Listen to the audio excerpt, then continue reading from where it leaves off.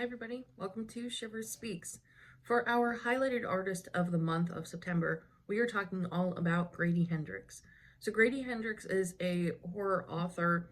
He has written a couple of novellas, actual novels, graphic novels, everything in between. He's also written a number of plays, fun things, all kind of under the genre of teen horror. Most of his characters are all around the teens. Most of his time frames are all around the 1980s. So his books are very specific for people who like that style, that stuff. But he was born in 1972 in Charleston, South Carolina.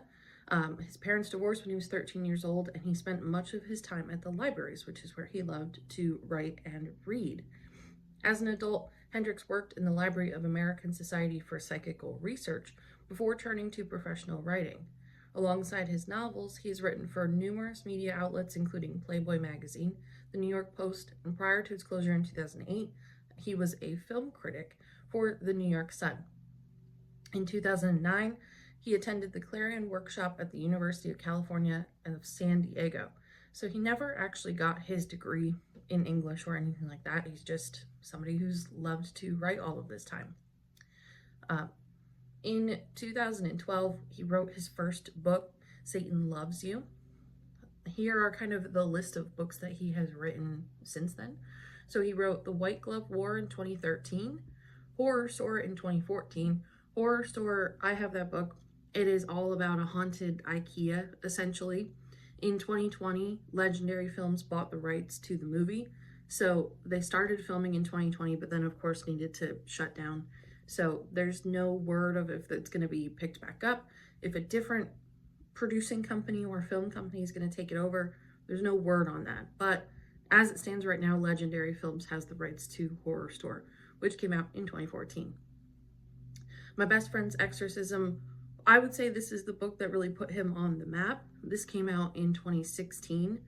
This is also a movie on Prime. It's a little bit different than the book itself, but it's all still from him and from his story. In 2018, we have We Sold Our Souls. In 2021, we have a book called Pocket. Next, in 2020, we have the Southern Book Club's Guide to Slaying Vampires. In 2021, the Final Girl Support Group. This is another one that is very, very popular. This is very big amongst the teen crowd. In 2023, we have How to Sell a Haunted House, which is his most recent release. And coming up in 2025, we have Witchcraft for Wayward Girls. So you can see he has taken quite some time before actually getting out any of his own books. You know, he's worked on all of these other things in all of these other places first. So it's cool to see. His very first one was helping on a cookbook called Dirty Candy. And then he wrote with a comic. So he didn't write it 100% himself, but he helped with a comic adaptation of Louise May Alcott's Little Women in 2013. So you can see he's been on a number of things. Right now he still lives in New York City. He doesn't live in Charleston anymore, but he says that his plans are to write until he's dead. So it's kind of nice to see the commitment.